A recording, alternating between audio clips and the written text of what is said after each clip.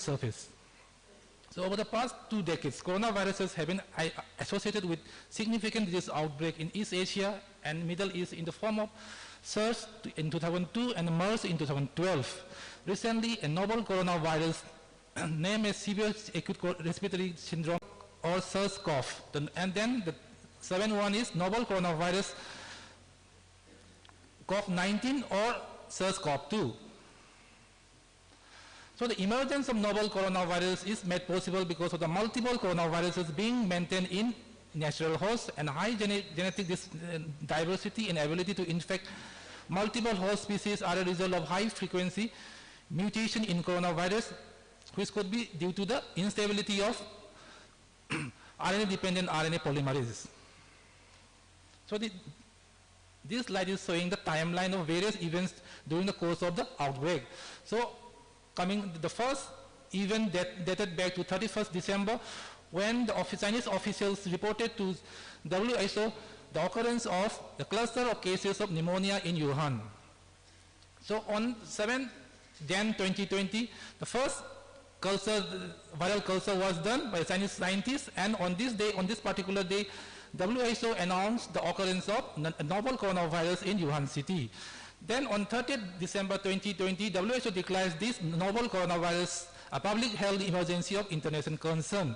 Then on 11th Feb 2020, WHO named this virus as COVID-19, named this disease as COVID-19, and the virus was named as SARS-CoV-2 by the International Committee on Classification of the Viruses.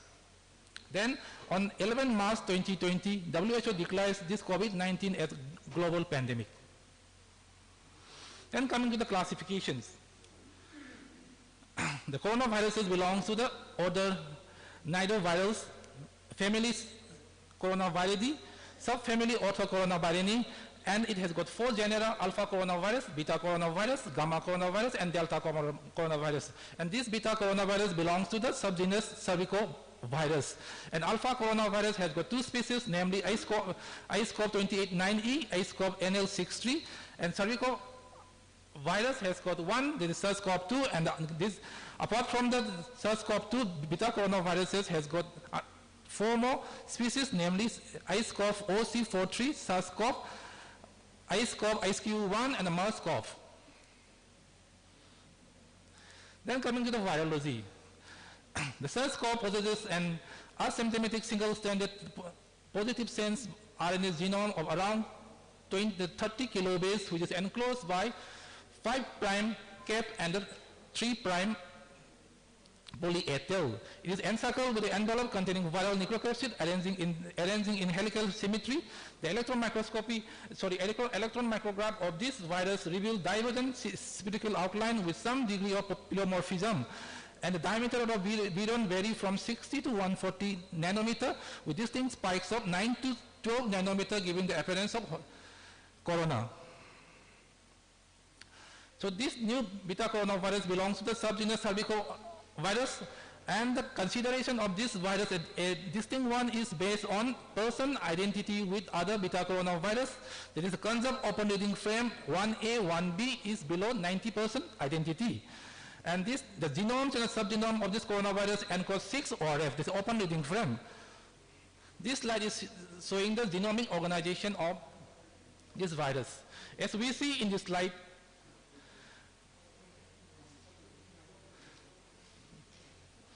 the 5' end of the 5' end of the genome is occupied by ORF1A and ORF1B, and this ORF1B and 1A produces another 16 non-specific proteins, that is non-specific protein 1 to non-specific protein 10 and 12 to 16.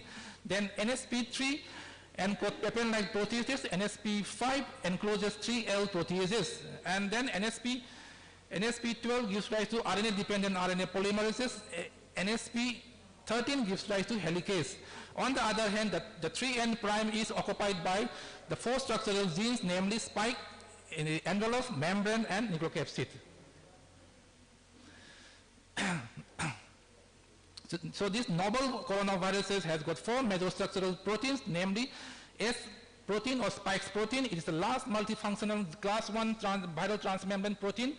The size vary from 1,160 to 1,400 and amino acids. It lies on in a trimer on the virion surface, giving the virion a corona or crown-like appearance. So these spikes is required for the entry of the infectious virion particle. The next structural protein is M protein or membrane protein. Is the most abundant viral protein present in the virion particle. Binds to the nucleocapsid and acts as a central organizer of coronavirus assembly. The viral scaffold is maintained by MM interaction. Then coming to the E protein or the envelope protein is the most enigmatic and the smallest of the mesostructural proteins. It plays a multifunctional role in the pathogenesis, assembly and release of the virus. Then coming to the N protein or nucleocapsid protein, it plays a role in complex formation with the viral genome. It facilitates M protein interaction needed during virion assembly and enhances transcription efficiency of the virus. Besides the four structural proteins, this coronavirus has 15 non-specific proteins. That is non-specific protein 1 to non-specific protein 10 and non-specific protein 12 to 16 and 8 accessory proteins. So these accessory proteins play a specific role in viral replications. So unlike the accessory proteins of SARS-CoV, SARS-CoV-2 does not contain 8A protein but has a longer 8V and shorter 3V protein. Then coming to the phylogenetic analysis. Phylogenetic analysis of this novel virus reveals that SARS-CoV-2 is closely related. There is 88% similarity to two SARS-like CoV derived from the bat. There is bat SL-CoV ZC45 and a bat SL-CoV ZXC21. Again, SARS-CoV-2 is genetically distinct from SARS-CoV with 79% similarity and the MERS-CoV with nearly 50% similarity. Then this is the slide showing the viral replication. The first step is the binding of the spike protein to the receptor, that is angiotensin converting enzyme, and the virus enters the host cell through endocytosis or membrane fusions. Following the entry into the host cell, there is uncoating of the viral genome or the viral RNA into the cytoplasm, followed by translation of viral polymerase proteins and transcription of nested series of subgenomic RNA. Then there occurs translation of the structural proteins and these structural proteins assembly with the viral genome, resulting in the formation of mature virion, and this mature virion is released through exotosis. Then coming to the physical and chemical properties of this novel coronavirus, the SARS-CoV can be inactivated by UV or it can be killed by heated at 56 degrees centigrade for 30 minutes. It is sensitive to most disinfectants such as diethyl ether, 75% ethanol, chloroform, chlorine. So regarding the viability on the surfaces, it remains viable in aerosols for 3 hours. It's more stable on plastic and stainless steel than on copper and cardboard. And the viral virus was detected up to 72 hours after application to these surfaces. So on the copper, it remains viable for 4 hours, on the cardboard for 24 hours. So the half-life of SARS-CoV-2 was longer than that of SARS-CoV on cardboard. So this is regarding the transmissions. So as we all know that this virus is evolved from the animal with human-to-human transmission via droplets or direct contact. However, the transmission through blood transfusion or organ transplantation or transplantal or the perinatal needs to be determined. Then coming to the pathogenesis.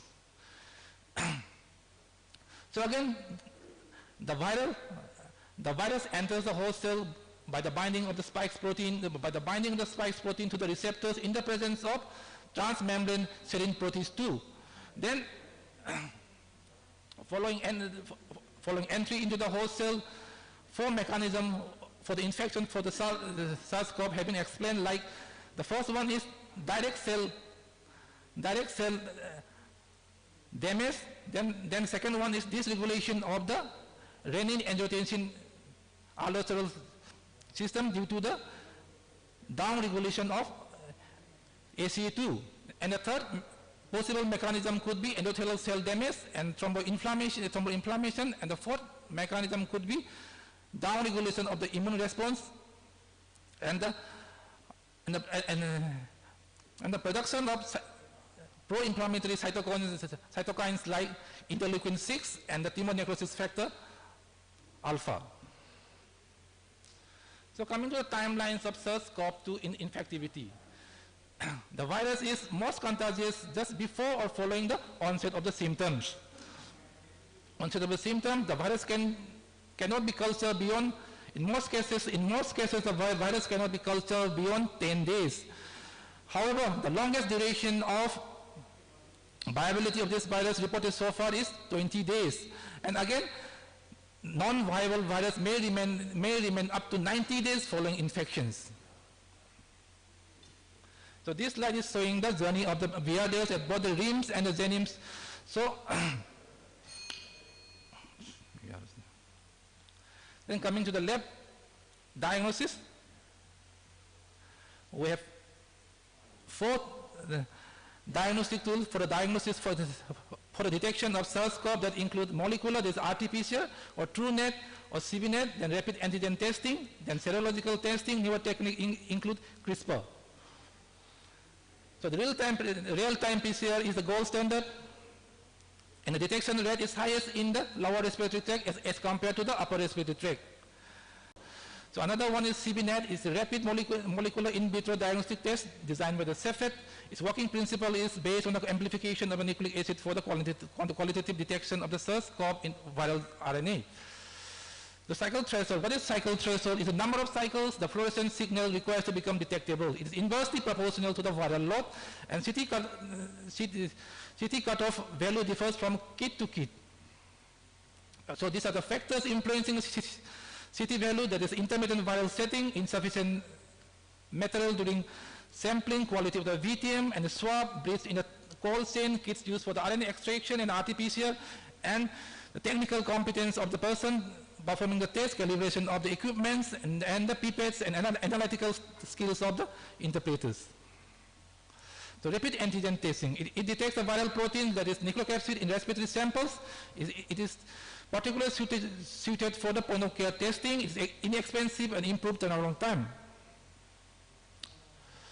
So coming to the serology, is the assay most commonly are designed to detect antibodies to the spike protein or nucleocapsid protein. It is recommended for the patient who have symptoms consistent with COVID-19 but had a negative PCR result or were not tested.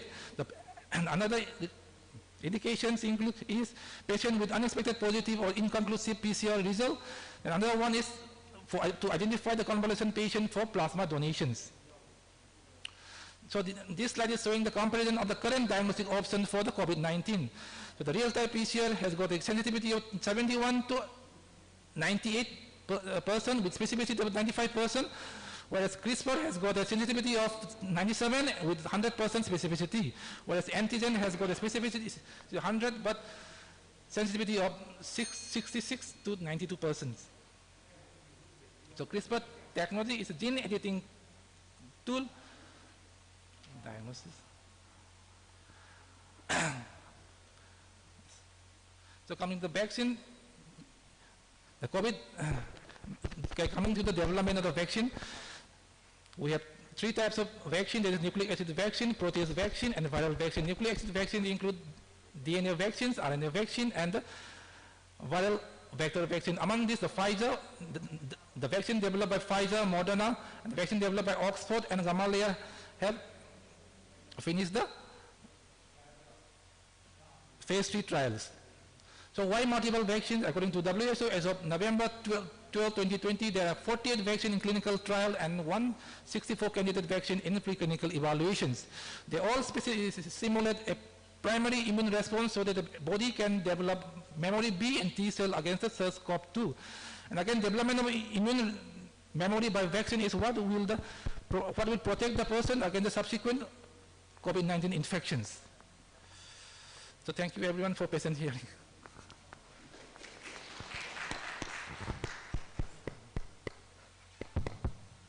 Thank you, Dr. Manoj, for your excellent presentation on microbiological aspects of COVID-19 SARS-CoV-2. Questions and answers will be taken after all the sessions finish, after the CM is complete. Thank you so much. Our next speaker is COVID-19 in pediatrics. The speaker is Dr. John K.H., pediatrician, Directorate of Health, Bishanpur.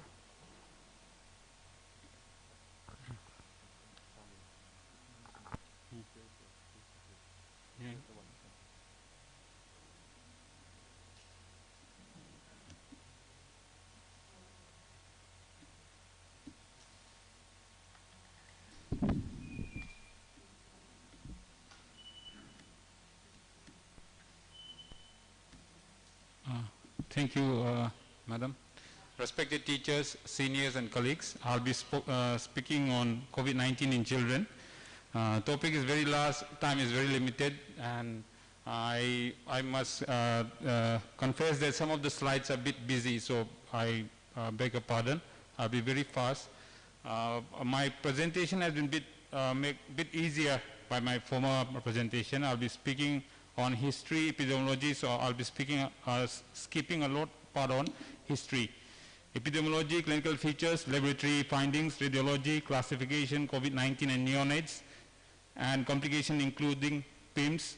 I'll be coming in details during my presentation, management of COVID-19 in children, prognosis.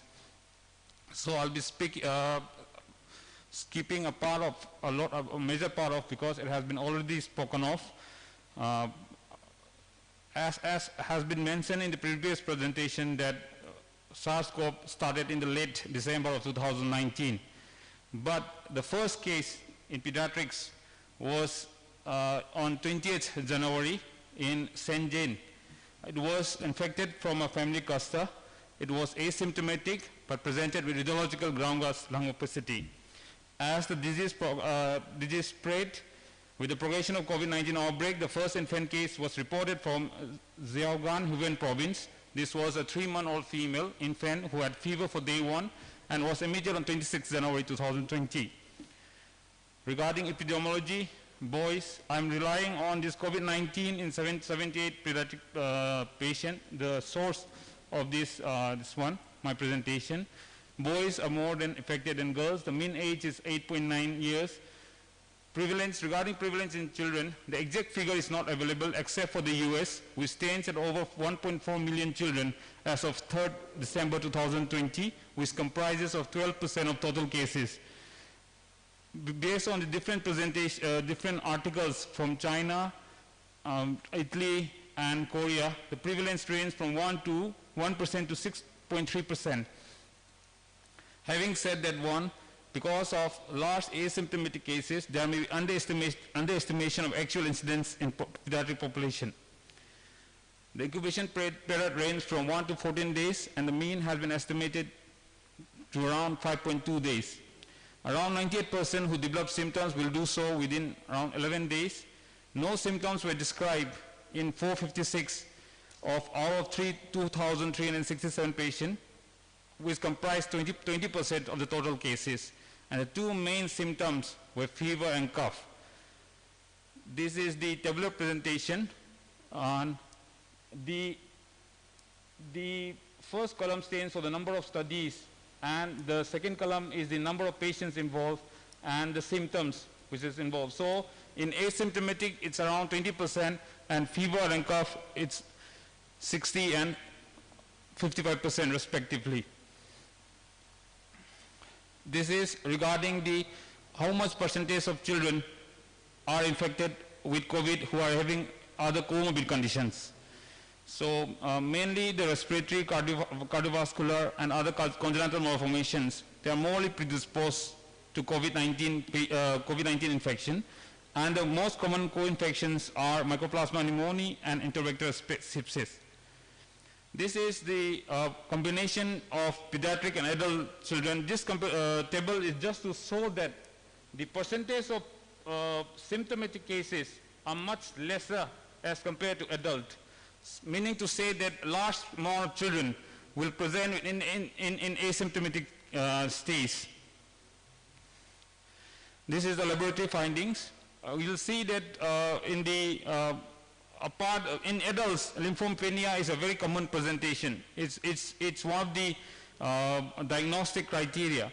So, but here, if you see it in children, it is on the higher side, around 40%, as compared to the normal range of 33. Apart from that, we have a consistently elevated liver enzymes and the inflammatory markers, which is a very much consistent finding as compared to hematological findings. This is a diagram. This is what I just said. The liver enzymes and the inflammatory markers are consistently raised both in the mild and severe disease, whereas the changes are not very significant hematologically. This is the radiological findings, the commonest being the ground glass opacity, and apart from the passage shadow, which comprises 44%. Now, taking into consideration the clinical lab and the chest CCT finding, the pediatric COVID can be divided into asymptomatic infection, mild, moderate, severe, and critical cases.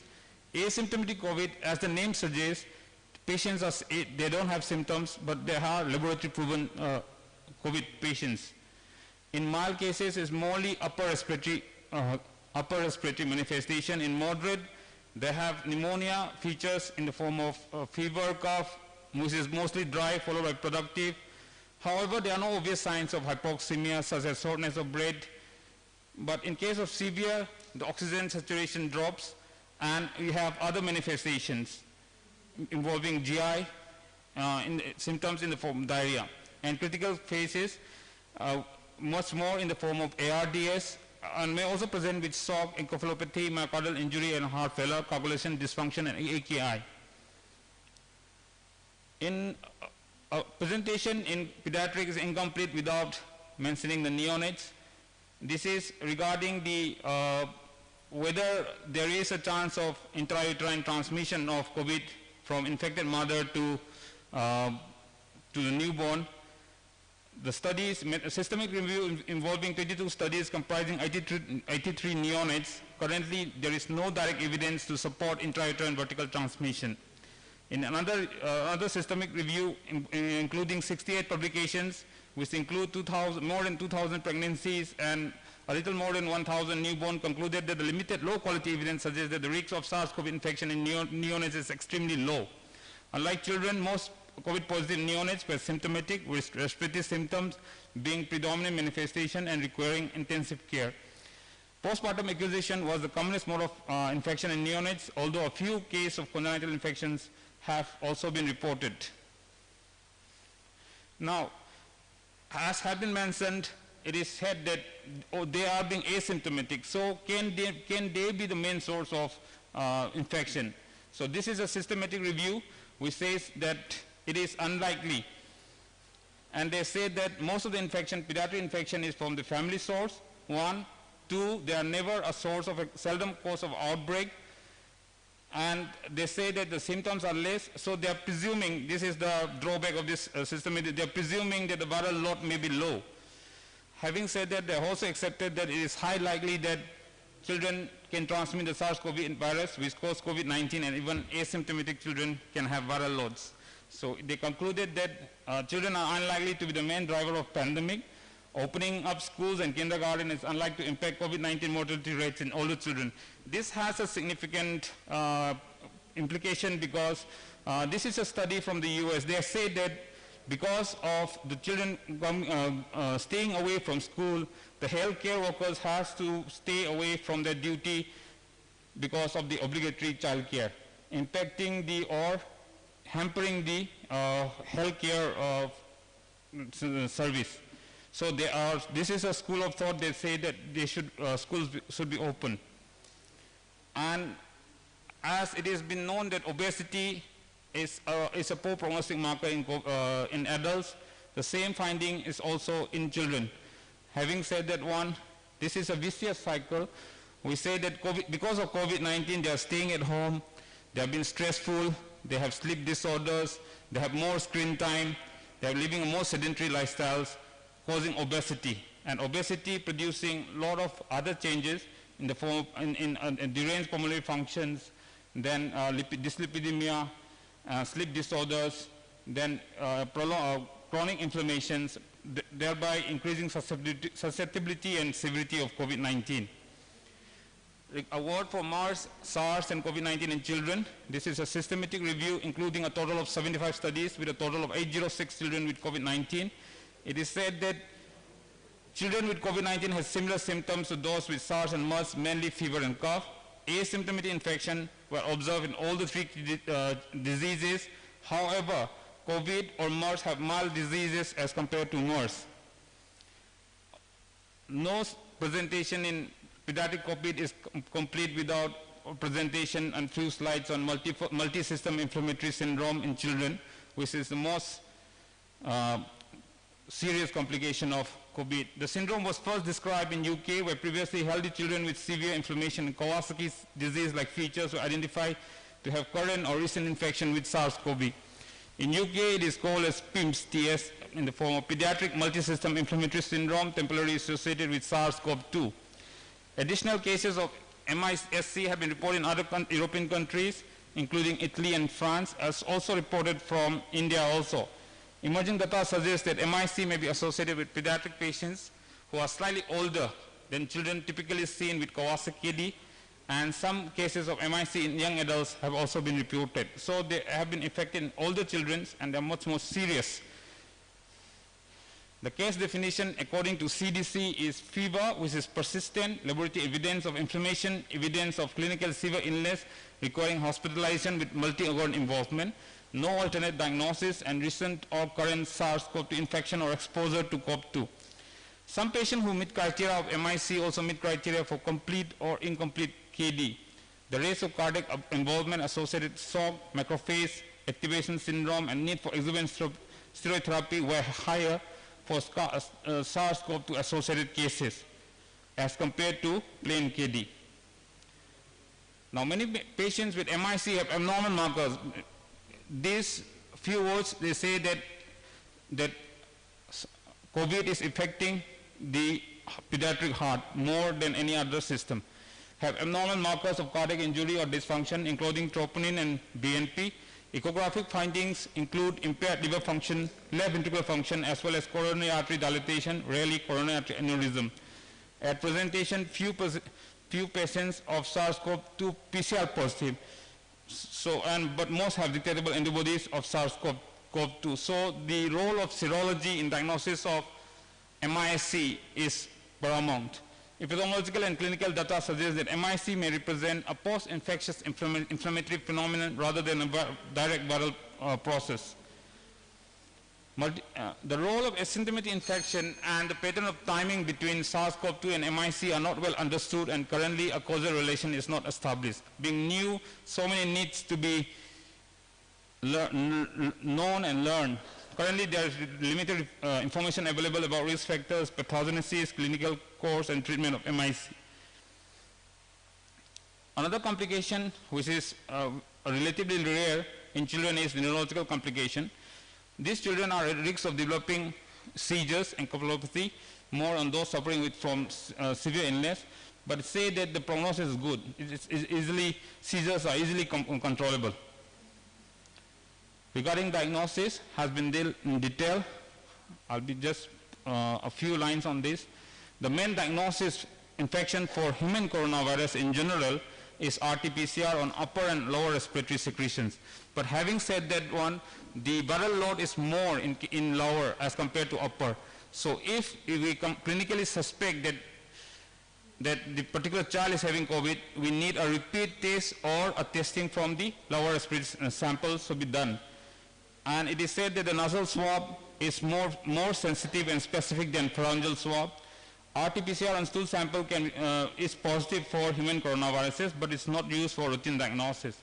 Serology has been used to diagnose infection with SARS-CoV and MERS, but it's not useful in acute phase of infection. Award for imaging. Non-imaging examination has been considered as a confirmation complementary method. CT imaging is more sensitive than RT-PCR analysis. In different studies, results shows that in patients with positive CT for COVID-19, initial test with pharyngeal RT-PCR was negative. So if the possibility of COVID-19 is very firm, we should not stop at RT-PCR, we should go for CT. Now regarding the menace, with this one, regarding asymptomatic cases is home isolation and symptomatic treatment. According to CDC, the only drug which is recommended as of now is remdesivir, and it is approved for more than 12 years and weight more than 40 kg. However, under emergency use authorization, it can also be used in smaller children, those who weigh 3.5 kg to less than 40 kg, or age less than 12 years, weighing more than 3.5 kg.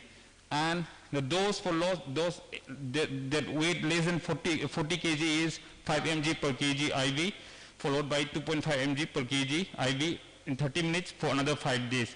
However, the dose has not been established for the first 2 weeks of life and weight less than 2.5 kg. Now, remdesivir, the side effect, gastrointestinal, and it has got a hepatotoxic effect. So, monitoring of LFT and prothrombin time is important. Regarding the management, apart from remdesivir, the main management is oxygen therapy, which is given in the form of nasal catheter or NIB. In case of chest infection, the use of antibiotics such as azithromycin can be used for control and prevention of secondary infection and inflammatory conditions. Venous thromboprophylaxis, it is said that in a study in adults, it has got a very good prophylaxis, it reduces mortality. But having said that, children per se are not very prone to thrombosis. So such prophylaxis is not routinely suggested in children. Having said that, an exception can be made for neonatal age and adolescent, where constitutionally the incidence of thrombotic complication is higher. So one may try in this age group. So suggested treatment is with subcutaneous enoxaparin 100 to 200 unit per kg per day, that can be increased further to 150 to 300 unit per kg per day in neonates. Now, management of consideration in neonates and infection is rates of SARS-CoV infection in neonates do not appear to be affected by mode of delivery, method of infant feeding, and contact with mother with suspected or confirmed SARS-CoV-2 infection. All neonates born to mother with suspected or confirmed infection should be considered as having suspected SARS-CoV-2 infection when test results are not available. In general, mothers with suspected or confirmed SARS-CoV-2 infections and their neonates will be isolated from other healthy mothers and neonates and care for according to recommended infection prevention control practices for routine healthcare delivery. They should not be admitted in NICU until their clinical condition warrants NICU admissions. Mother and neonatal contact, early and close contact between mother and neonates has many well-established benefits. Current evidence suggests the risk of a neonate acquiring SARS-CoV-2 infection from its mother is low. Further data suggests that there is no difference in risk of SARS-CoV-2 infection to neonate whether a neonate is cared for in or separate room or remains in a mother's room. All caregivers should practice infection prevention and control measures while caring for the newborn. When to discontinue isolation and precautions, at least 10 days have passed since their symptoms first appear, up to 20 days if they have more severe or to critical illness or are severely immunocompromised, and at least 24 hours have passed since their last fever without the use of antibiotics, and their all other symptoms have improved. Management of MIS-C, supportive care remains the mainstay. There are currently insufficient data for COVID-19 treatment guideline panels to recommend either for or against any therapeutic strategy for management of MIC. Having said that, multiple centers have used IVIG, steroids, and other immunomodulators in the form of anakinra or tocilizumab for therapy, along with antiplatelet and anticoagulant therapy. The role of antiviral medications that specifically target SARS-CoV is not clear at this stage. MIS is a multidisciplinary team involving pediatric specialists in ICU, infectious disease, cardiology, hematology, and rheumatology. Regarding prognosis, several reviews shows that prevalence of COVID-19 in pediatric population accounts for a small percentage of patients whose clinical signs and symptoms often are milder than those of adults. They have been relatively spared. Sudden potential factors protecting children against SARS-CoV have been postulated. Prevention of virus exposure, early isolation and movement restriction, as the potential hotspot like the schools and daycare has been closed. Appropriate infection handling in the form of trained immunity. Training means the innate immunity is again augmented due to live vaccination, frequent virus infection. The high ACE2 expression metabolizing angiotensin 2. These have been said, but if you have high ACE2 receptors, then the chances of getting more severe disease also is high. So needs further discussion on this. And lack of immune senescence, which is seen in adults and has got good lung generation capacity. And absence of risk factors in the form of comorbidities and lack of obesity and smoking. Having said that one, infants and children with pre-existing comorbidities, particularly cardiological, congenital heart diseases, have increased risk factors. Despite better prognosis, low mortality in children, the disease can progress to severe pneumonia in some cases, especially in the presence of comorbid, particularly pre-existing cardiac conditions.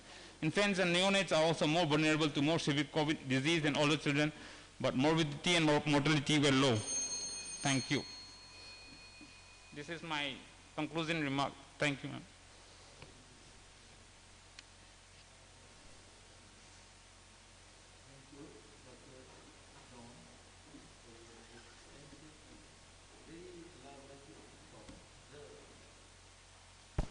The questions and answers would be after the session of the. Please. The next talk is a challenge. Living with COVID-19, managing it is still a challenge. Not for Manipur all, it falls on the medical fraternity.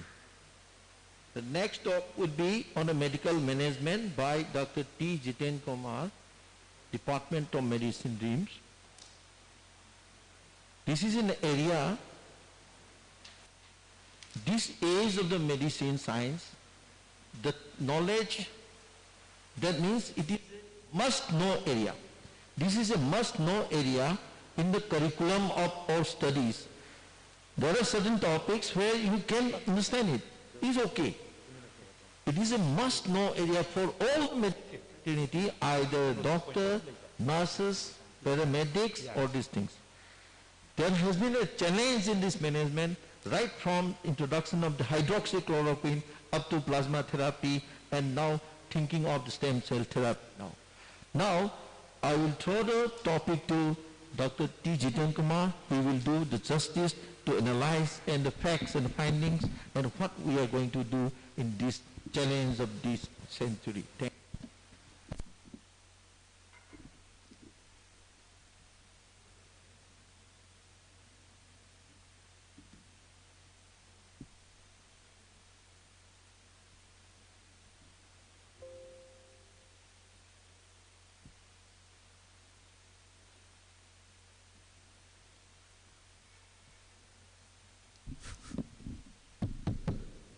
Very good afternoon, respected chairpersons, my teachers, senior members of the association, colleagues, all the participants of this scientific session, both on and off the line. Today I'll be speaking on medical management of COVID-19, and I must express my sincere gratitude to the organizers for the opportunity given to me. I know the importance of time, and bear with me if I have to go a little faster. We start the algorithm by getting a case with a report in hand. That is what we do in our day-to-day practice. Not realizing fully in our clinical sense that we have a huge lot of patients asymptomatic, being in the guise of some other disease process, maybe diabetes, hypertension, and they are brought to a setting for their primary underlying disease process. We as a clinical man, we have a big responsibility in digging out these patients bring them to the fold of the confirmed case, then that way we will be able to, in a way, play a big role in terms of diagnose the submerged cases. What we are able to confirm is just the tip of the iceberg, as we all understand today. So probable cases, I would call them, with the given symptoms compatible and with the right epidemiological background, it's time that we are awake to the situation and bring these probable cases in the fold of the confirmed cases. And thus, we start the algorithm for the treatment. When we start the treatment, we have to bear in mind the basic triology that we learn in SPM. Any disease is defined by the agent, by the host, and of course the right environment. In the context of COVID, as we manage, we take decision, crucial decision, we have to see first what the virus does to the body, to the human being, to that individual. And that is what I understand by the disease severity. We define the disease severity in terms of mild, moderate, and severe. Mild will go this side, moderate will go this side, severe will go this side. So accordingly, we chart the algorithm and take on the process of management. Now the third factor is very, very important and is scientifically proven too. That is the risk factors. What the individual is all about. We are all focusing in the virus. What about the individual as such? What is his criticality in terms of his health? For example, diabetes. And of course, I have devoted one full slide on understanding what is risk factor. Now, for the purpose of this slide, we have to focus on disease severity with the underlying risk factor of that individual. This will decide the direction in which, where we have to place these individuals, these patients, and then, of course, take up the right management protocol. Right from the time of meeting the patient till, and as long as we continue to engage with the patient, the entire engagement, I think we have to be always mindful of what we call as the IPC. In my maybe about 3 decades all medical sort of experience, COVID has provided me the opportunity to understand exactly what is the impact the IPC can make in our day-to-day practice. So IPC is perhaps the only thing, only weapon that keeps us surviving today, and millions for that matter. So IPC should be practiced at all levels by everybody, and of course coming back to a clinical situation right from the time the patient enters and as long as I engage with the patient. What is disease severity? A little in detail. We talk about the mild cases, moderate cases, severe cases. Mild are those who are having uncomplicated, some respiratory symptom may be there. They have mild cough and fever, and SpO2 objectively is above 94%.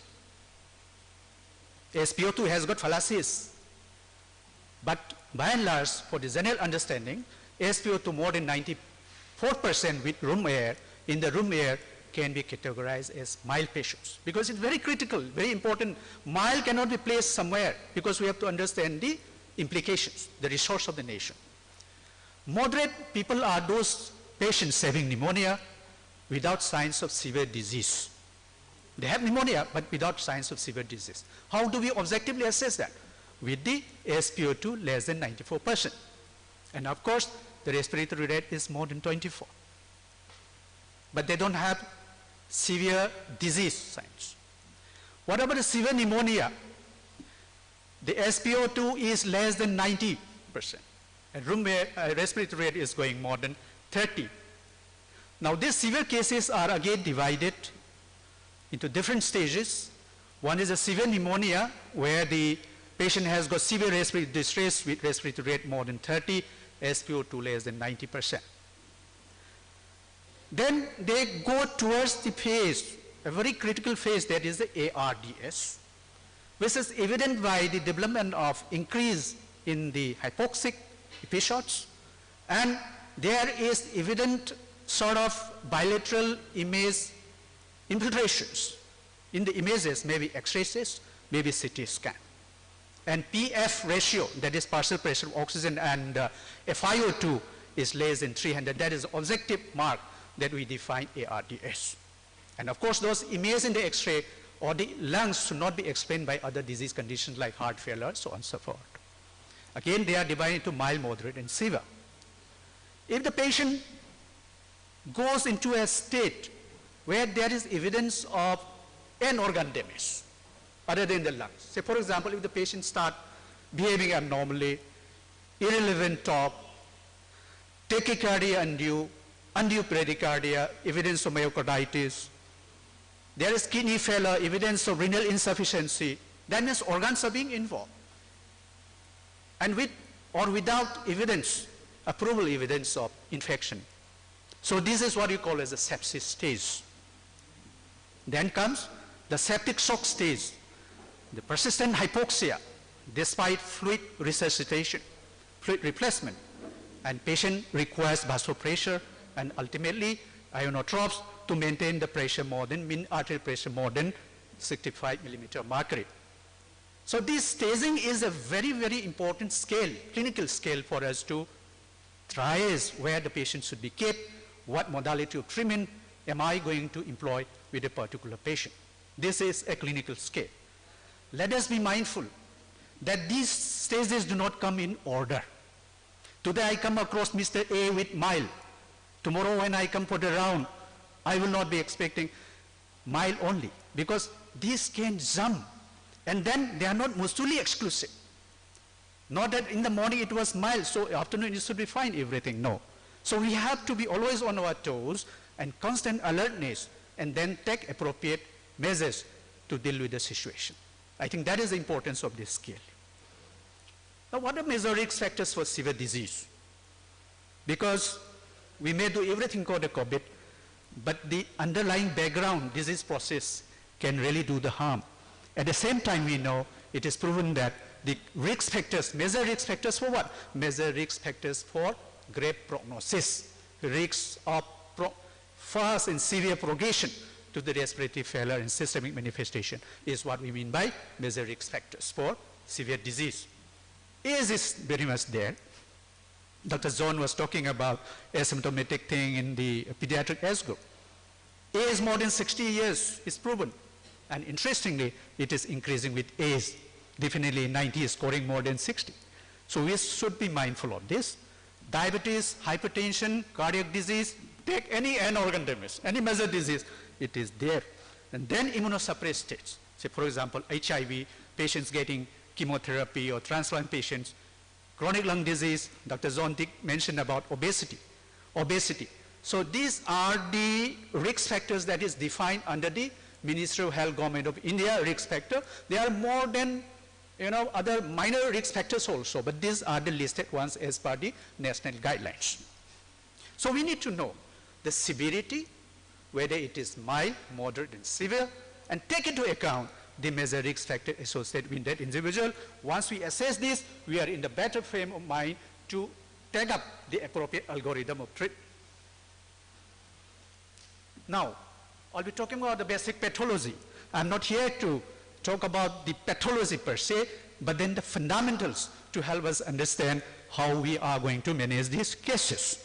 Because what I feel is that we have molecules now. Earlier, we were in the dark. Nothing was available. We have something in hand now. But it is not the molecule that matters, as we understand, as we realize now. It is when we start this treatment. That is even more important. So to understand that, we must know the basic fundamental pathology that is behind the principles of our treatment. We must understand that virus enters the body, brings about respiratory infection. Then let us not forget, it is the systemic thing that is following. Now in the systemic, damage of pulmonary vasculature, thrombosis, extensive interstitial inflammation with coagulopathy, resulting to ventilation perfusion mismatch, and the large problem of immune dysregulation. We have done enough as of now with the viral stage, with the availability of antivirus. We have done enough with the anticoagulants to take care of the coagulopathy, but are we doing enough to tackle the problem, the onslaught of immune dysregulation? I think next phase of our war with COVID will be based entirely on immune dysregulation, how to tackle this. Within this immune dysregulation, there is one concept, what is called as a cytokine storm. Okay, because of the time situation, I'm not going into details, but basic thing is the spectrum of the pathology of corona is we start with the viral activity, then immune dysregulation. So if we have to give antiviral, what is the point giving in the later part of the disease process? So that way we are able to understand if you have to give antiviral, give early. And if you have to give immunomodulators, there is a time to give it. Otherwise, you will be exhausting the weapon early in the course. So it is a timing. At what stage the disease process is that will determine the success of the outcome of the treatment. We have to follow the patients. Lab parameters are there. Simple. We are talking about D-dimers, we are talking about ferritin, interleukin 6. Not realizing little that we have the, is the time? 3 minutes, sorry. Okay. Mild cases, we have to manage symptomatically. Of course, we should be mindful of warning signs. 6-minute walk test is used to unmask hypoxia. Risk background should be helping us play the threshold of decision making. Moderate cases, oxygen therapy is very important. Antivirals is the right time to give antiviral early in the course of the moderate cases. Corticosteroids, anticoagulants, these are the mainstay of treatment. Of course, if we suspect some secondary bacterial infection, antibiotics can be given. Severe cases will have to be managed with oxygen support. Different oxygen support modalities are there. We may have to even employ an RVM. We may have to employ an IV, and sometimes some select cases, we have to go for the intubated mechanical ventilation. And of course, the immunomodulators like tocilizumab. Comorbid conditions should be managed. Diabetes target is usually, the base outcome is 140 to 180. Let us not play with the sugar above 200. Let us try to maintain at least below 200. Of course, we have to be mindful of the hypoglycemia. Complications are there, mental issues definitely are there, thromboembolism can be there, early in the course arterial, later in the course venous system. Long COVID, the post-COVID is something that we are going to deal with in a large way. Symptoms continue for months and even longer. Fatigue is very, very common. Rehabilitation will be the core thing to tackle this situation. Above proning is something that we can employ. Therapeutic drugs are under trial. Remdesivir is well known. It is FDA approved, recommended by national guideline. Plasma therapy, hydroxychloroquine, PABI, these are some of the drugs that we have. And IMA, this is one life support system for refractory hypoxemia with PF ratio less than 50. Now we have a discharge plan, very simple, mild and moderate cases. We don't need to go for RT-PCR repeat if they have symptom-free for 3 days after 10 days of symptom onset. But there is one caveat for the severe cases. What do we mean by severe cases? Those immunosuppressed cases, renal transplant, HIV patients, malignancy, for them we must do a repeat RT-PCR before discharging. This is the extraordinary thing. Discharge plan from a hospital, we should look beyond COVID and present. Rehabilitation will be important, and very important thing is to counsel the patients to advocate positive message to the peer group and community. I think this is very, very important. I came across this quote a few days back. We can only see a short distance ahead, but we can see plenty there that needs to be done. I think it's very, very relevant in today's context. Thank you very much. Thank you, Dr. The question and answers, I think many of the listeners or the delegates might be having a very important query in their gray matter. We'll see it after the full talk. Thank you. Next, we would like to call upon Dr. R.K. Vishwalata Devi, Department of Community Medicine, Jennings. She will be talking the very, very important topic of today, because we started knowing virus, we know the effect on the pediatrics. Thirdly, a very curative management of the disease by the medicine. Now what remains? We want what actually is prevailing in our society, what is the epidemiology, how to control it, what is the measure of the prevention, because prevention is better than, please.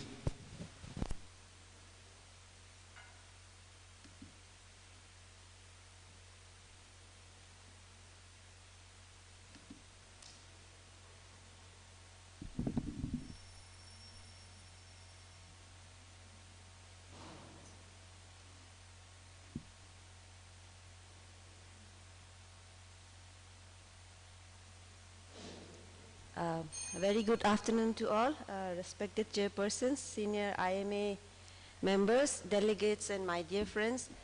I'll be talking on the epidemiological aspect of COVID-19 and its prevention. Most of the,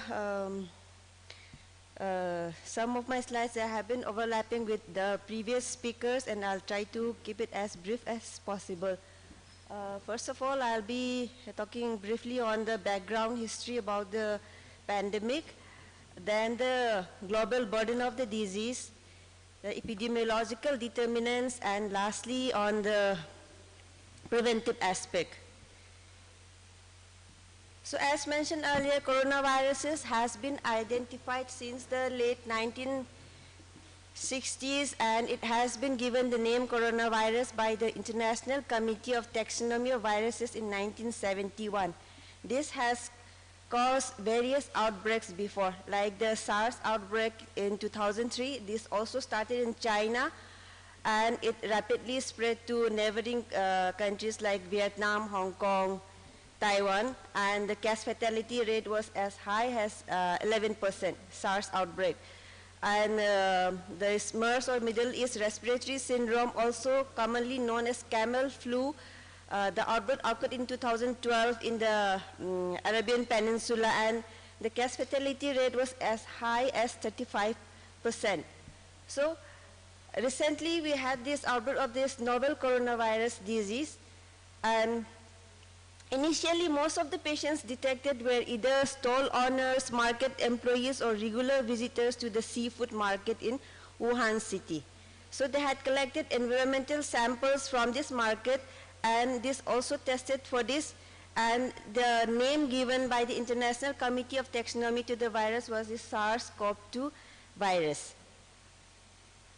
When the full genetic sequence released for this SARS-CoV-2 isolated from human cases from China and from all over the world, it shows ecological origin in bat population. They said it is as high as 96% similar to bat coronaviruses. So since there is limited contact between bats and human population, it is suspected there is an intermediary animal or genetic source, which may be a domestic wild animal or a domesticated wild animal, but it has not yet been identified. So under the international health regulations, the World Health Organization has declared this outbreak as a public health emergency of international concern on 30th January, and later on, due to the severity of the disease, it was declared a pandemic on 11th March 2020. Coming to the problem statement, regarding the global scenario as of 11 December, it has been reported 70.72 million cases all over the world, and the number of recovered cases is around 49.14 million, and deaths amounting to 1.58 million deaths. The sources from the global COVID-19 mapping Johns Hopkins. This shows the number of weekly cases reported by the World Health Organization, WHO regions, and global deaths. As evident in the number of weekly new cases reported remains same as the past week, and just under 4 million cases were reported in the past week, but the number of deaths have slightly increased to around 73,000 deaths. The regions are shown by the different colors.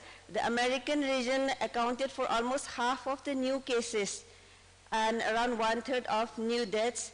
And the number of new cases also still remain very high in the European region, but there is slight decrease in the Southeast Asian region.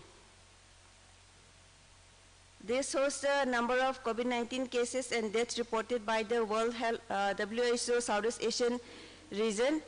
There has been around 10% decrease in the number of new cases detected as compared to the past 1 week, but slight increase in the number of deaths, around 2%. And India is accounting for almost 76% of all new cases reported in the region, and around 70% of deaths is accounted for by India. So this table shows the cumulative cases of COVID-19 in the Southeast Asian region, with India reporting the highest, but smaller countries like Bhutan and Timor-Leste, they have reported nil deaths so far.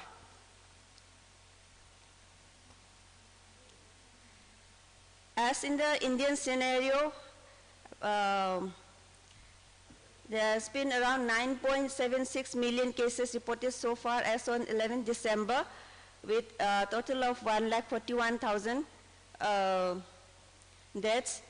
But the number of new cases reported is slowly declining, and as on 9 December, around 31,521 cases, new cases were reported with 412 deaths.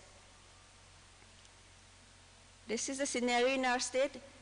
As on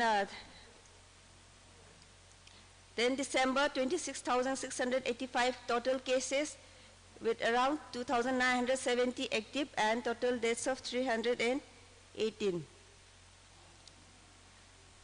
Since COVID-19 is a evolving disease and its natural history is not fully understood, and this various directives are being released from time to time from the WHO, CDC, from the ministry, and it is still under study. So I'll be briefly highlighting the epidemiological determinants. Like agent factors, as already mentioned, is the coronaviruses, and of the 4 genera, the alpha and beta types are infecting the human. It's supposed to cause 10 to 30% of all upper respiratory tract infections in adults.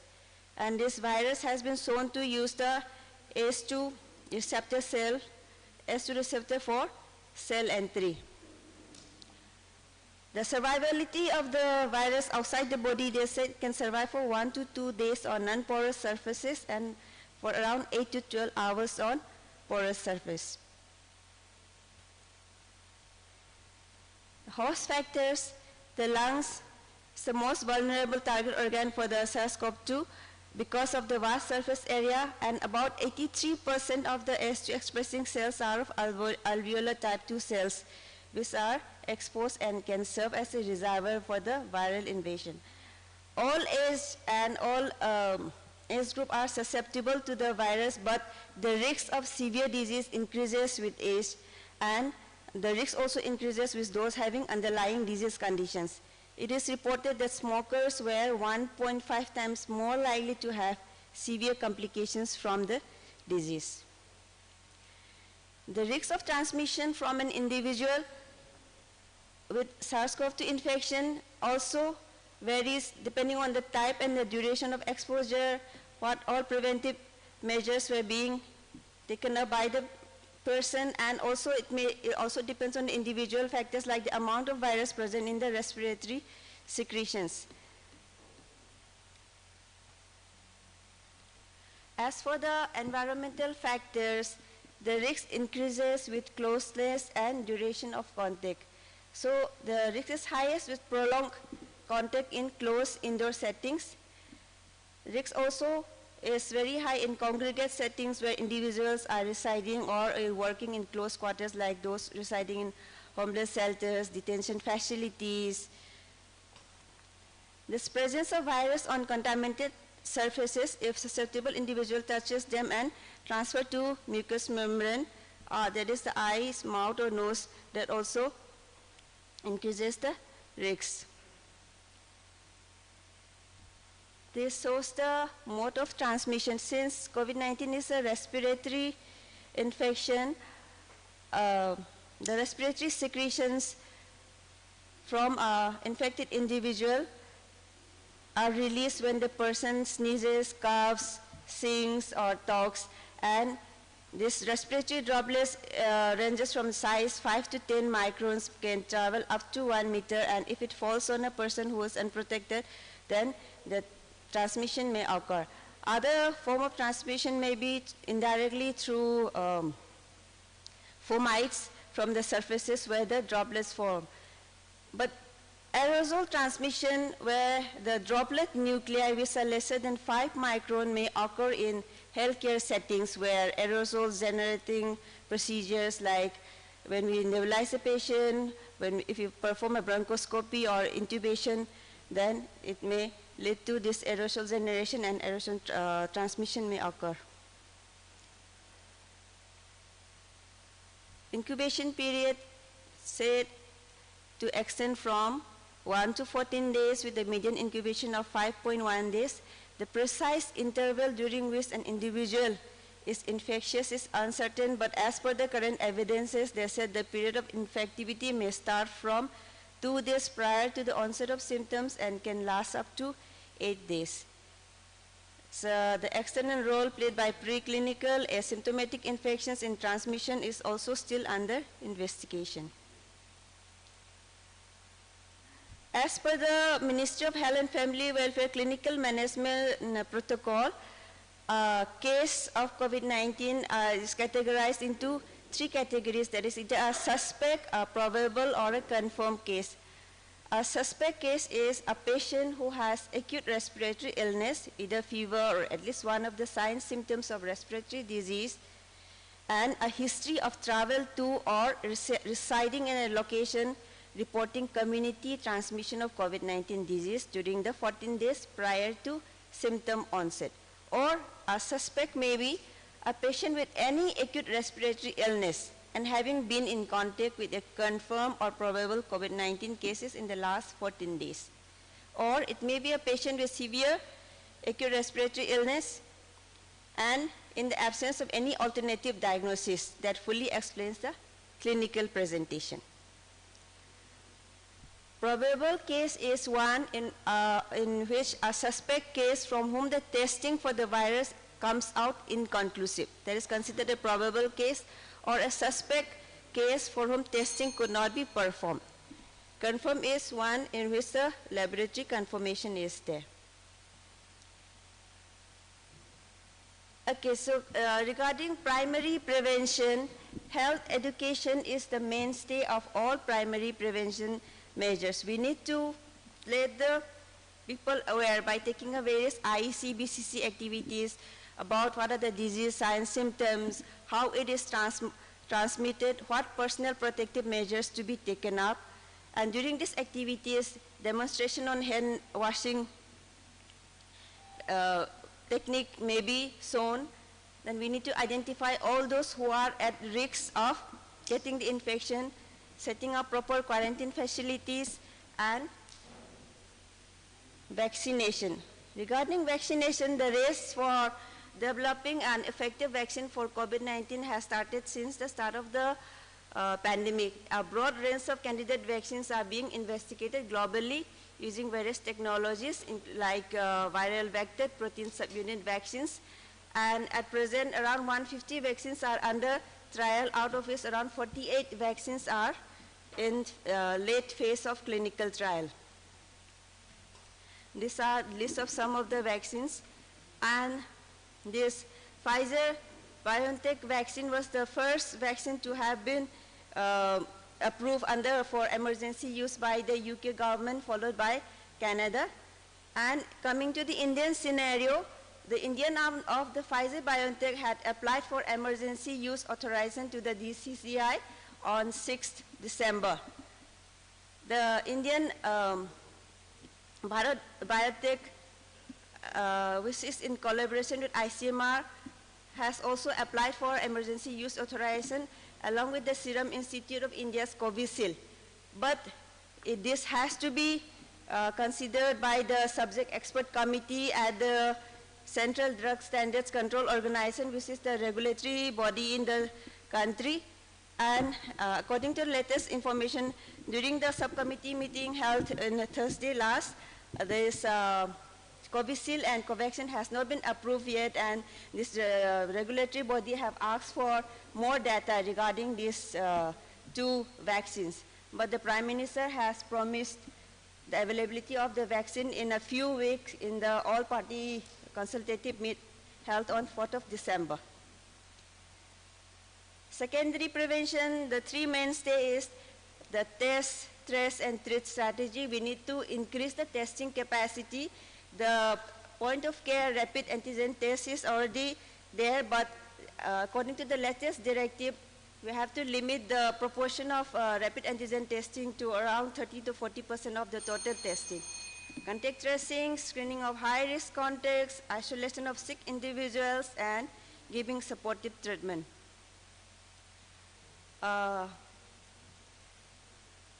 Something which can be taken up as other public health measures, like from the authority, orders for social physical distancing, stay-at-home orders, school, venue, and non-essential business closure, bans on public gatherings, travel restrictions, aggressive case identification, and isolation. Thank you all for the patient listening.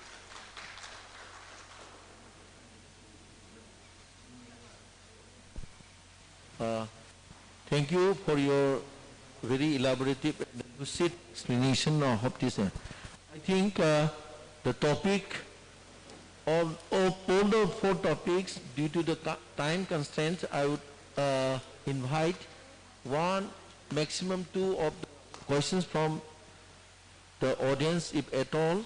Any queries to the speakers? Anyone, sir?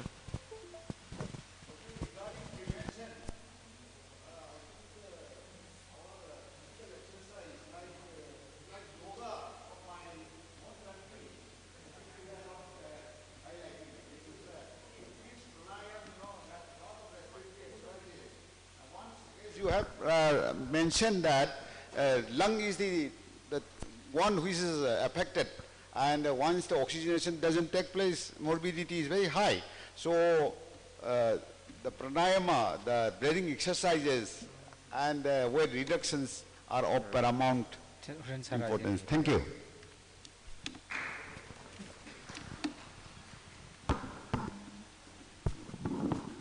I think there is no further question.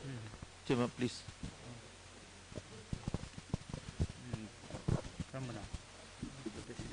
So if there is no more questions, I thank all the speakers on their expert deliberations, and all the audience also for patient listening. And we will wind up here for the CME on this COVID. And finally, I just thank the organizers, and I just want to give a message that we are giving awareness to the public. Do this, do that. But I just want to highlight that we should break the chain of transmission. How we break the chain of transmission is how this transmission occurs. The patients and the public has to understand this. And we simply say, wear mask. Why you should wear mask? They should understand. Why you keep distancing? They have to understand the things. Otherwise, simply telling, wear mask, otherwise you will be fined 500. This is meaningless. I have seen many vendors. They're keeping their masks in the pocket, and when the police comes, they just take it out and put the mask. This is very important message. Transmission should be checked. This chain should be broken down. Then only it will be prevented. Thank you. I thank the organizers for giving the chance to share this session. I hand over to our coach. Thank you, Dr. Sulosana. All the speakers have presented very lucidly, excellently, and our chairpersons have deliberated. I just want to add, now we are living with COVID-19. I think we'll live some more time with COVID-19 because at the moment, no definite cure is there. Vaccine is, of course, they are promising it will be available in Manipur in January. But how much it will be effective, how many population will be vaccinated is a questionable one. So our main aim as a healthcare worker is we have to try to stop the transmission.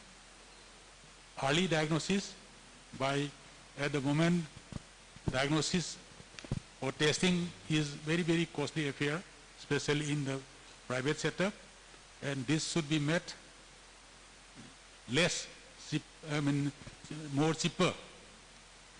Early diagnosis, treatment, and by the healthcare workers, I think the government has to formulate so that there's enough capacity for the whole population of this state. Thank you.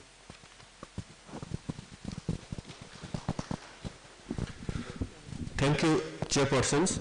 Now, I would like to call upon all the speakers. Sir, please, all the speakers, I would like to request the Chairperson, Sir, Professor M. Madhu Mangal Singh, to kindly felicitate our first speaker, Dr. Manoj.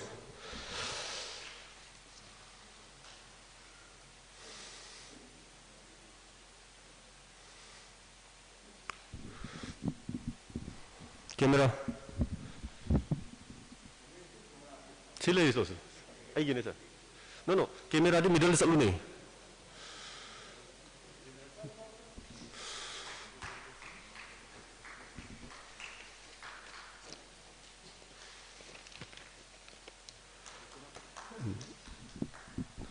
Next, I would like to call upon Madam Sulochana to kindly felicitate Dr. John Cage.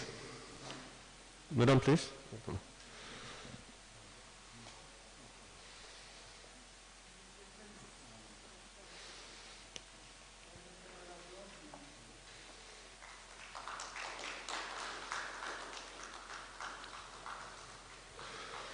Madam, please wait. I would like to call upon Dr. T. Jiten Kumar. Sir, please.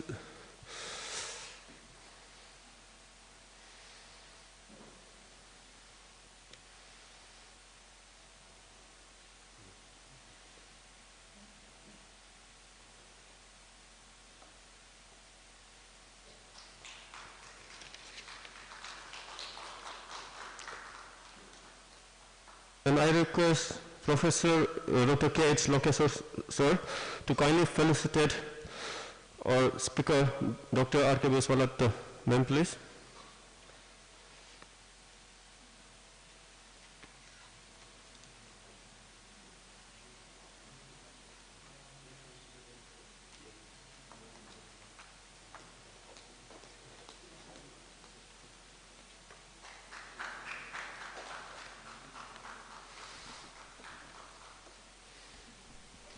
Now I request Professor Ayubun Singh to kindly felicitate all the chairpersons of today's CME. Sir, please.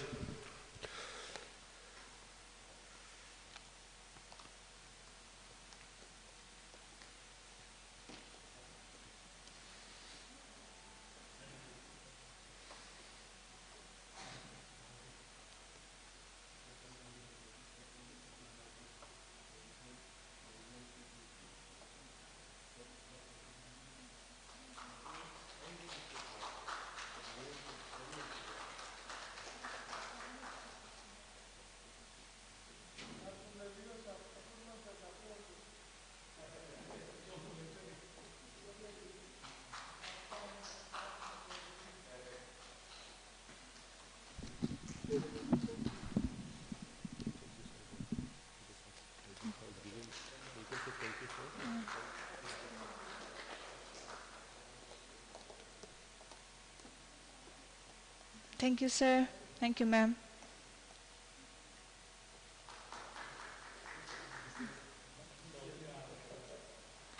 All right, that brings to the end of the CME session. For the next session, we will have invited talk For this session, may I have the privilege to call upon our chairperson, Dr. I. Ibom Jasing, retired professor and HOD, Department of Orthopedics, Jennings,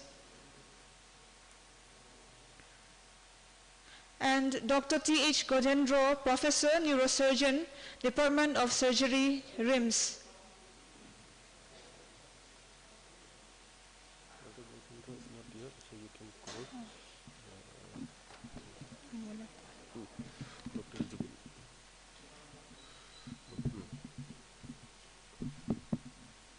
Sir, sir. So next, I would like to call upon Dr. Sam Kumar Laishwan. Sir, please to chair the session. So you have to know.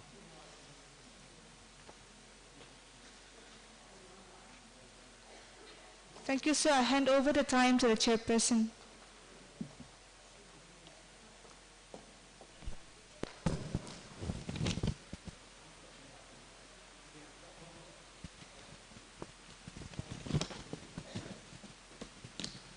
Good evening, everybody. In this session, we have got three topics. The first one is a psychogenic erectile dysfunction. The speaker is Dr. Sinam Rajendra, retired professor, Department of Urology. Second one is surgical management of hemorrhagic stroke by Dr. Amit Kumar, neurosurgeon Jennings. Third is endovascular approach to treatment of intracranial aneurysms, how I do it, by Dr. Somerendra. Of course, the fourth one is there, role of cervical corpectomy in cervical spine myelopathy. Speaker is Dr. Umesh Tekel. Without losing much time, I invite Professor Sinam Rajendra Singh to speak on psychogenic erectile dysfunction.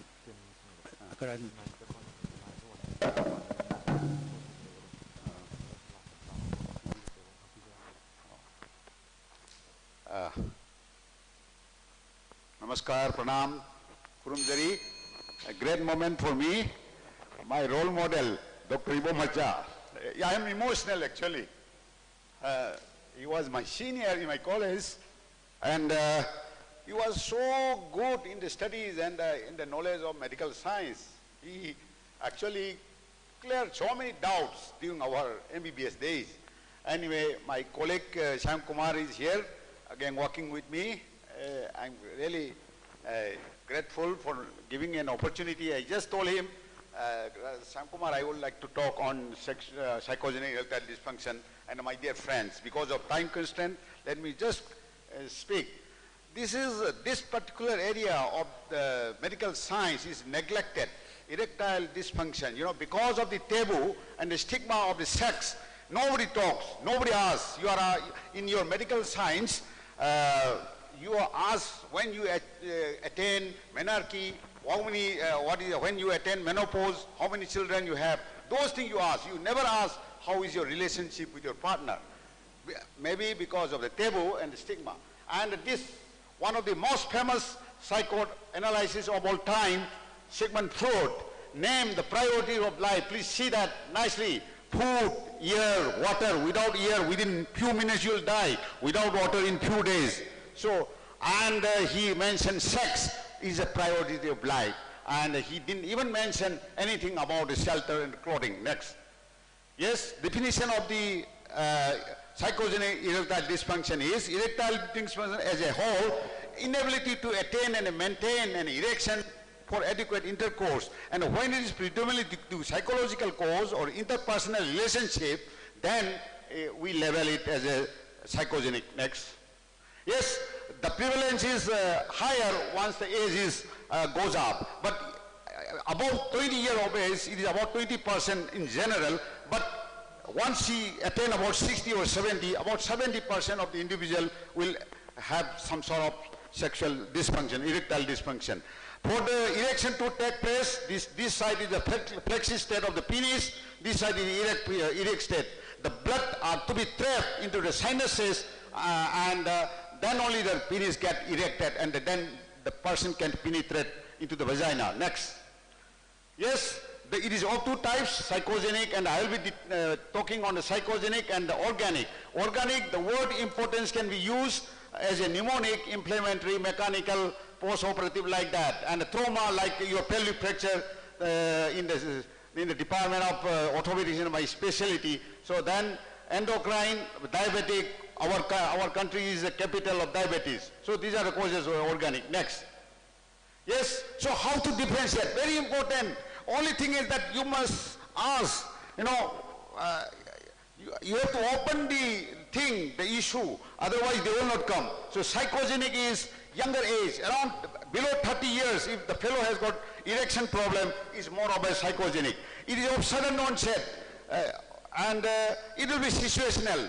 So he may be able to perform with another partner, but not with a wife, this type of thing. In our Kerala, when we studied, there was a Purna Janma picture where the person, when the husband, when about to start sex, he starts sweating because in his psyche, he interprets the lady wife as his mother. He sees like a mother. He goes down in the ground floor and he ejaculates with a housemate. So his wife saw that, and later it turned out to be this misinterpretation about that he thinks that it's his mother. So morning erection, if the fellow says that penis is erected when he gets up, it is more of a psychogenic because that mechanism is there. Because for the movement of this finger, you require the intake bone, intake muscle, intake artery, nerve. So also the penis has to have all this good nerve supply, blood supply, and muscles are to be good. So the other way around, all this morning erection and the gradual onset age is about more about 50 like that. Next. Next, yes. So the causes of this psychogenic erectile dysfunction, stress, nowadays because of this competitive life, you are stressed too much. You have to travel a lot, just like take a medical representative, he has to fly from Guwahati to Imphal, Kolkata to Imphal, go back, then he goes next day to Silchar. So they takes too much. The demand of the company is so much, they cannot they cannot think of it. Performance anxiety, in the case of the arranged marriages, the fellow at the first meeting, he is not acquainted with that girl, with her, who is newly married wife. He cannot perform. Next day, he is again anxious. He cannot concentrate into the sexual act. Instead, he concentrates on his body.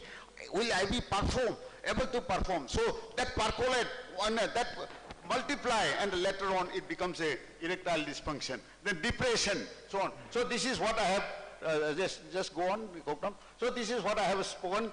The next, because time constraint, let me be fast.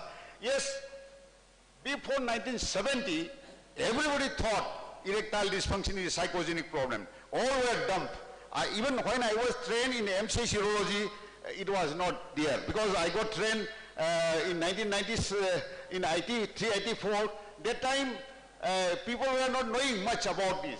Only in the 1990, Viagra came, and that was no drug has surpassed the amount of prescription given by the doctors till now. Most that in America. So in 1990 onwards, we started knowing about the medicine, and the treatment becomes better now.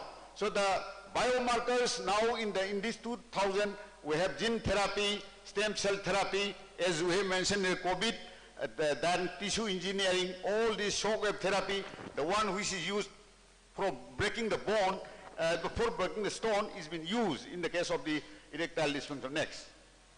Yes, so while dealing this particular case, doctor must be comfortable. If you yourself feeling shy to ask, nothing will happen. They will not come. Understand? I put a board in my clinic, and now those who are weak in their this relationship come to me like that I wrote. So many are bringing. Even the husband and the wife is bringing the fellow. Sir, he is not able to perform. You must not feel shy, and the partner must be questioned separately. When you take history, you have to take history separately. ENT surgeon, my friend Mandumangal, all this Jiten is there, Sam Kumar, of course, pediatric ho gaya. So, anybody who is having with osteoarthritis, ask them that what is your relationship with wife? Can you perform or not?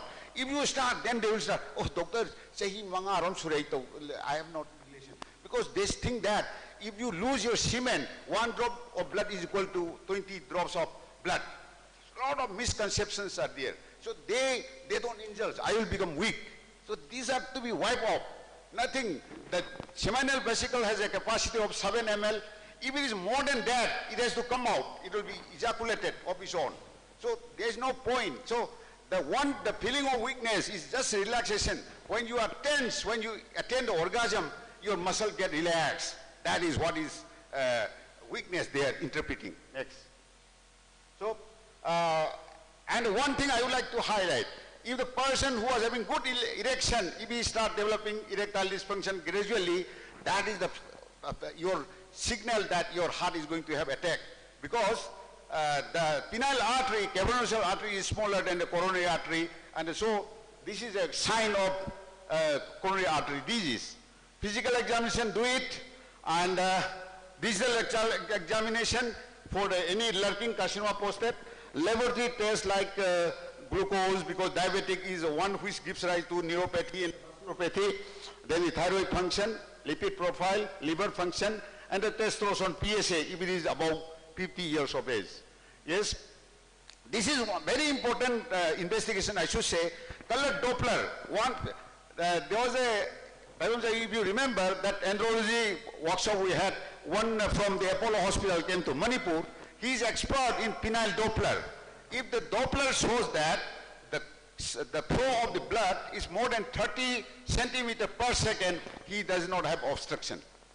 The penile artery is penile artery is fine. So you can take for granted it is not this one organic. In the organic vascular, it will be much less than this. Yes, next. Yes, this is very important. Just 2 minutes, because this is very important area, you know. Without sex, your species cannot be propagated. You know, we are having sexual reproduction. It is not like Hydra or something where asexual amoeba like that. So we have to know about this. So this particular, you have been taught menstrual cycle. What is cardiac cycle? You have never been taught what is sexual response cycle. The first baseline is called desire. Then the excitement, where the penis get erected, vagina get secretion, and the vulva get congested. That is excitement. So if the fellow says that, I don't have the desire, the molecule you require is not your Viagra, not that PDA5 inhibitor. The molecule you require is the testosterone. Testosterone has to be given. Why I told in the beginning that DRE and the PSA, if the age is above 50, he may be having lurking carcinoma prostate. In that individual, if you give testosterone, it will clear up. You understand? So, the molecule required, the molecule required down below, no desire, you give testosterone. If there is no excitement, there you give our sildenafil, that Penigra, available in the state. Then you get a climax and then resolution. In the case of female, they can have multiple orgasm. In the male, it is not. And you know, I had one patient, I have different types, but because of one time, I will not tell. Just one, I will give you an example. A lot of wrong concept has been impregnated in the mind of the public that after watching the blue film pornography, they think that the couple came, the lady is good looking also and very educated, graduate. She says to me that, doctor, I strip myself. She himself was telling, but he doesn't get the erection.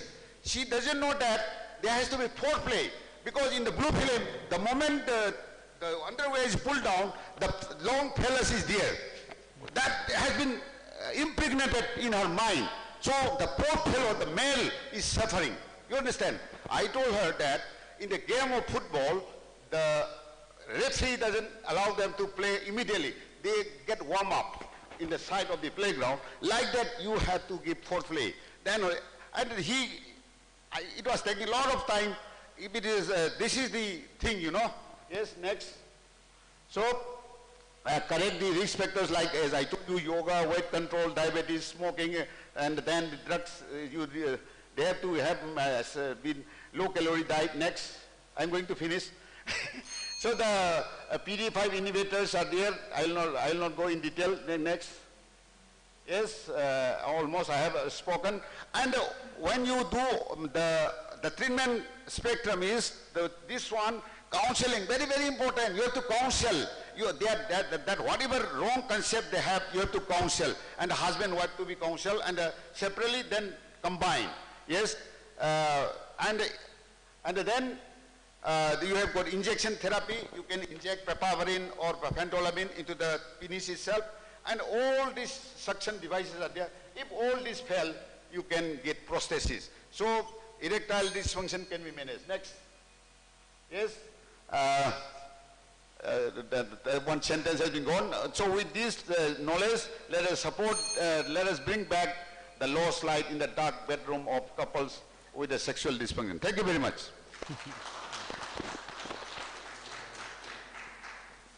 Time constraint. You have got the premature ejaculation only. No.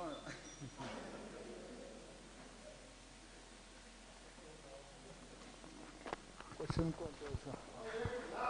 Yeah, the question answer will be in the after all the speakers completed their speech. Now the next speaker is surgical management of hemorrhagic stroke, and Dr. Amit Kumar M. neurosurgeon Jennings will be speaking on this topic. Dr. Amit Kumar, please.